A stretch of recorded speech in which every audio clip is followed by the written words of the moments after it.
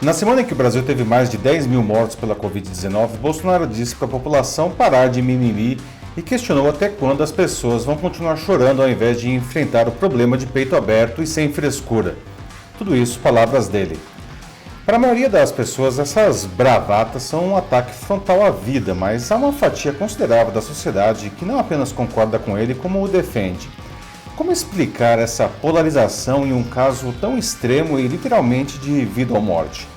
A resposta passa por outra doença crônica do nosso país que também se agrava, a maneira ruim como as pessoas se informam.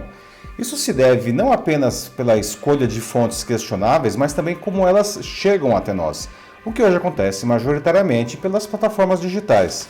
As duas coisas desempenham igualmente um papel crítico na guerra da desinformação. Para combater este bom combate, existem, portanto, três atores principais: os veículos de comunicação, as big techs e nós mesmos, o público.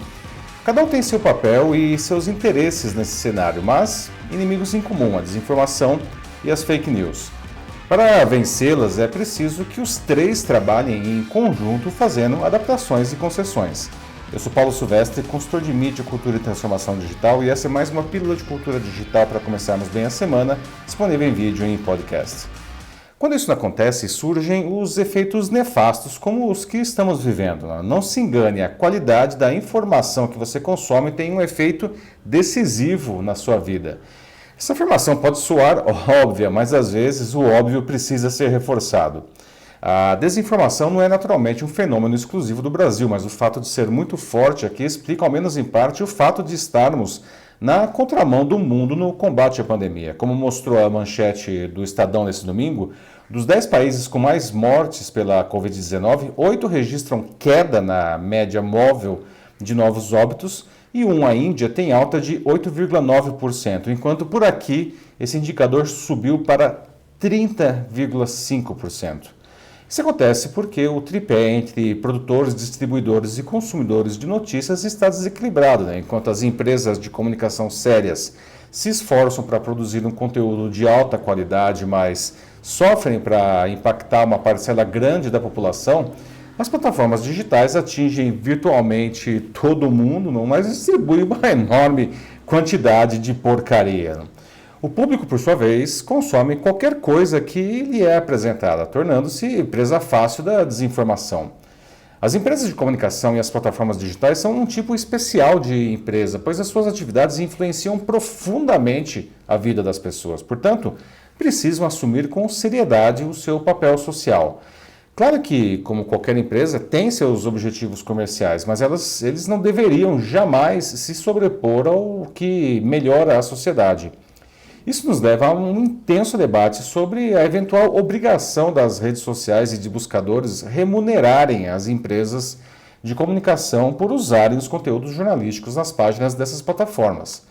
A origem desse debate remonta à criação do Google Notícias, serviço noticioso do buscador lançado em 2002. A partir das notícias de veículos do mundo todo, ele cria um jornal digital personalizado para cada usuário.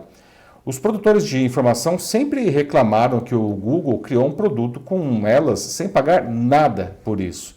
Ele, por sua vez, se defende dizendo que não tem nenhum ganho direto com a plataforma e que, na verdade, aumenta a audiência dos veículos, pois se alguém clica em uma notícia, cai direto nela, no site ou no aplicativo do produtor.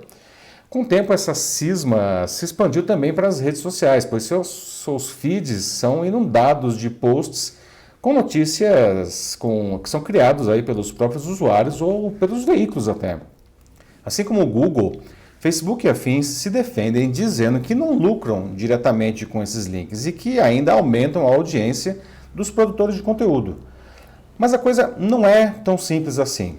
O físico britânico Tim Berners-Lee, que criou a web há 30 anos, já afirmou que um link não carrega em si conteúdo ou valor autoral, pois ele simplesmente leva o usuário de uma página para outra. Isso reforça o argumento da defesa das plataformas digitais. Por outro lado, dizer que não ganham nada com essas chamadas de conteúdo alheio é uma falácia. Pode até não ter ganho direto dali, mas elas aumentam a percepção do valor de toda a plataforma pelos usuários, aumentando até mesmo o valor dessas marcas bilionárias. Há alguns anos, a organização Pew Research Center publicou um estudo que demonstrava que a maioria das pessoas não entra no Facebook para consumir notícias. Porém, quanto mais tempo elas ficam nele, mais notícias consomem. Mais que isso, aliás, elas se engajam mais com as notícias vistas a partir da rede social. Trata-se, portanto, de uma relação simbiótica de ganho mútuo, e como tal, todos os envolvidos precisam colaborar entre si. Há ainda um outro fator a se considerar nesse embate. Os veículos de informação tradicionalmente tinham duas formas de financiamento: a assinatura de seus produtos pelo público e a publicidade. As plataformas digitais praticamente acabaram com esse modelo de negócio deles. No ponto de vista da publicidade, os anunciantes preferem agora colocar o seu dinheiro nas redes sociais e nos buscadores, que custam menos e podem trazer melhores resultados se forem bem usados. Quanto às assinaturas, as pessoas não se sentem mais atraídas a pagar pela informação, pois o meio digital inundou suas vidas com conteúdo, por mais que a maioria seja ruim. Diante disso, as Big Techs vêm sofrendo pressões de conglomerados de mídia e de governo para remunerar os produtores de conteúdo e, a contragosto, tem se rendido a elas. No mês passado, um episódio foi emblemático. Depois de o governo australiano introduzir um projeto de lei que obrigaria o Facebook a pagar por todos os posts noticiosos em suas páginas no país, a empresa bloqueou a exibição de qualquer material jornalístico aos usuários australianos. E, além disso, usuários do mundo todo deixaram de ver material de veículos da Austrália. 4 dias depois, o bloqueio acabou após o governo fazer as concessões à empresa do Mark Zuckerberg. O Facebook, por outro lado, se comprometeu a remunerar produtores do mundo todo, anunciando que investirá $1 bilhão no setor jornalístico nos próximos 3 anos. A Alphabet, controladora do Google, enfrenta pressões semelhantes e também chegou a ameaçar interromper os seus serviços na Austrália pelo mesmo motivo. Mas, assim como o Facebook, a empresa também fechou um acordo de pagamento pelo conteúdo, como vem negociando no mundo todo, inclusive aqui no Brasil. Também no mês passado, ela anunciou um grande acordo com o conglomerado de Media News Corporation do magnata Rupert Murdoch, para usar o conteúdo de seus diversos veículos, entre eles The Wall Street Journal, The Times, Sunday Times. Vale dizer que o Murdoch sempre foi um ferrenho crítico da mídia digital, como algo que destruía o valor dos seus negócios. As empresas de comunicação, por sua vez, precisam abandonar o papel de vítima que não lhes cai bem. Em parte, estão nesse cenário hoje porque, quando o meio digital ainda se consolidava, elas se recusaram a adaptar os seus modelos de negócios a um público que já estava em rápida transformação. E agora, enfim, perderam o bonde, e dependem umbilicalmente dessas plataformas para que o seu conteúdo de qualidade chegue ao público. Basta observar que a audiência de suas homepages desaba há anos, pois as pessoas chegam diretamente às notícias a partir de buscadores e redes sociais. Sei que em um ambiente de capitalismo selvagem, as boas intenções costumam ser colocadas de lado e até ridicularizadas. Mas, como eu disse antes, essas empresas têm um papel social que está na essência de seus negócios e podem se beneficiar mutuamente do trabalho umas das outras. Portanto, precisam aprender a colaborar mais.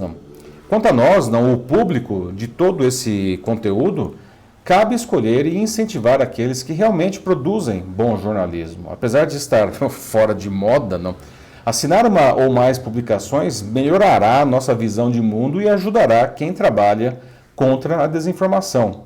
Do lado das plataformas digitais, como inevitavelmente continuaremos consumindo conteúdo por elas, a gente precisa reforçar o nosso senso crítico para não acreditar em qualquer porcaria ali.